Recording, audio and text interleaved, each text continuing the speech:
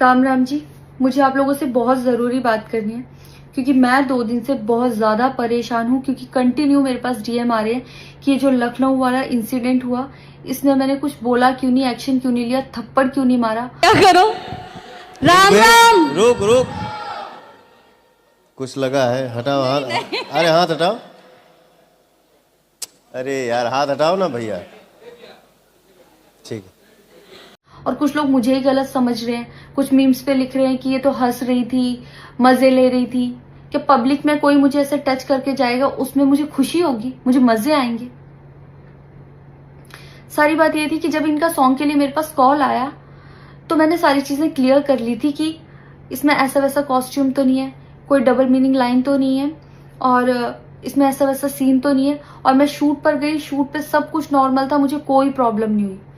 जब इन्होंने मुझे लखनऊ के इवेंट के लिए बोला तो मैंने हाँ बोल दिया क्योंकि मुझे शूट पर भी कोई प्रॉब्लम नहीं हुई थी। और जब मैं लखनऊ में गई, मैं स्टेज पर थी, मैं पब्लिक से बात कर रही थी, पवन सिंह जी ने मुझे बोला कि इधर कुछ लगा हुआ है। उससे थोड़ी देर पहले ही मेरी ड्रेस वो न्यू थी, साड़ी में नीचे टैग लगा रह गया था। तो मेरे दिमाग में आया कि शायद ब्लाउज का भी टैग लटक रहा होगा। मैं हंसकर उस चीज को दबा रही थी कि अगर मेरा टैग लगा भी है तो वो चीज जिस टाइम मैं पब्लिक से माइक में बात कर रही हूँ उस टाइम ना बोल के साइड में भी बोली जा सकती है, इसलिए मैं उस चीज को उस टाइम पे दबा रही थी। मैंने हंस के टाला, अवॉइड किया और फिर दोबारा बात करने लगी। वो बोले नहीं कुछ लगा है, नहीं कुछ लगा है। तो मैंने कहा नहीं लगा, वो बोले लगा हुआ है। तो मुझे लगा कि शायद लगा ये तो मेरे को लग रहा था कि कुछ लगा है इसलिए ये बोल रहे हैं। और पर फिर भी मैंने हंस के वहां पे टाला, पब्लिक से अपनी बात कंप्लीट की। कंप्लीट करने के बाद जब मैं अपने टीम मेंबर से मैंने पूछा साइड में जाके कि कुछ लगा है, क्या लगा है, उन्होंने बोला कुछ भी नहीं लगा था।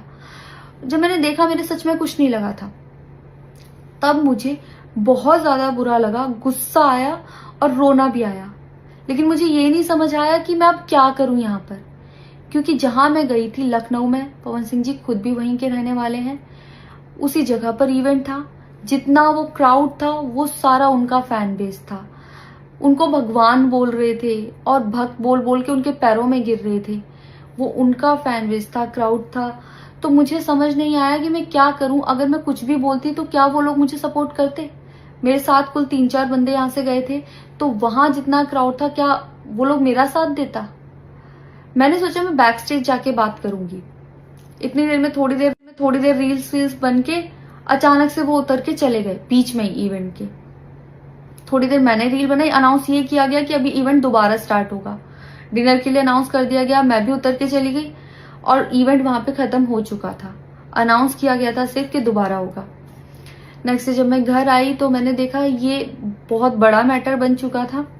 मैंने उन लोगों से कांटेक्ट करने की कोशिश की, किसी ने मेरा फोन पिक नहीं किया, ना ही उन लोगों ने फोन करके मुझसे हालचाल पूछा कि परेशान हो या कुछ भी नहीं, कोई हालचाल नहीं लिया। मैं पोस्ट करना चाहती थी, जो लोग लिख रहे थे कि मजे आए या हंस रही है, मैं रिप्लाई में पोस्ट करना चाहती थी। मेरे को किसी का कॉल आया था कि पवन सिंह की पीआर टीम बहुत स्ट्रांग है और कुछ भी ऐसा वैसा मत लिखना और ना पोस्ट करना, क्योंकि वो लोग अगर कुछ लिखेंगे ना बहुत कुछ उल्टा लिख देंगे तुम्हारे लिए और बहुत कुछ कहेंगे और बहुत बड़ा मैटर बन जाएगा। अभी जितना परेशान हो उससे ज्यादा परेशान हो जाओगी, तो छोड़ो। मैंने ये सोच के इस चीज को अवॉइड किया। मुझे लगा 1-2 दिन में मैटर थोड़ा ठंडा हो जाएगा, कोई बात नहीं। मैंने कहा पर्सनली कभी बात करूंगी इस बारे में इनसे।